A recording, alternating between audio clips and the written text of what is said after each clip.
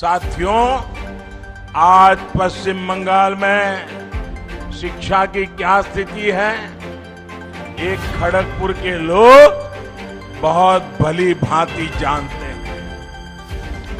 शिक्षक भर्ती के नाम पर यहां का युवा कोर्ट कचहरी के चक्कर लगाने के लिए मजबूर है।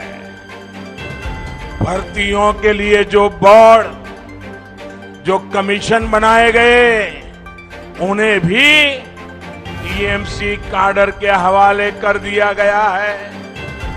बहनों और भाइयों, शिक्षा को लेकर दीदी और उनकी पार्टी की सोच का एक और उदाहरण आज मैं आपको देता हूं। हमारे देश में 3.5 दशक के बाद, यानी करीब 35 साल के बाद नई राष्ट्रीय शिक्षा नीति लाई गई है। पूरे हिंदुस्तान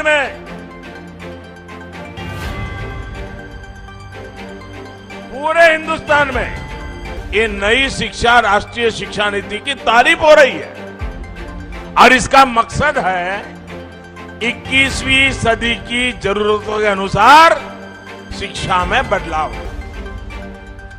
राष्ट्रीय शिक्षा नीति में शिक्षकों की ट्रेनिंग से लेकर स्किल अपग्रेडेशन तक अनेक प्रावधान किए गए हैं और इसकी एक प्रमुख बात है स्थानीय भाषाओं में पढ़ाई पर बल।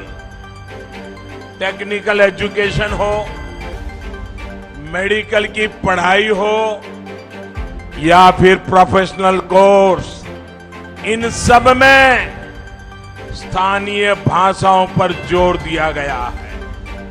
हम चाहते हैं कि गांव और गरीब का बच्चा और भी आसानी से डॉक्टर, इंजीनियर, मैनेजर, किसी कंपनी का सीईओ बन सके।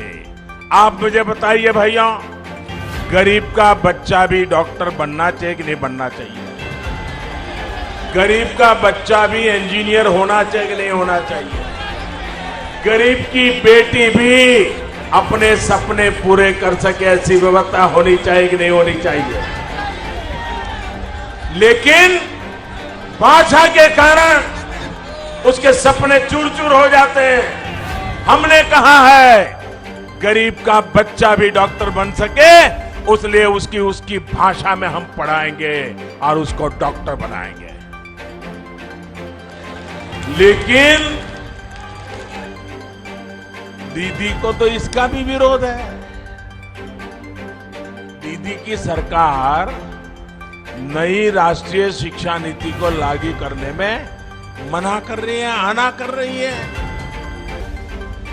दीदी को पश्चिम बंगाल के लाखों युवाओं के भविष्य की, उनके कैरियर की कोई चिंता नहीं है।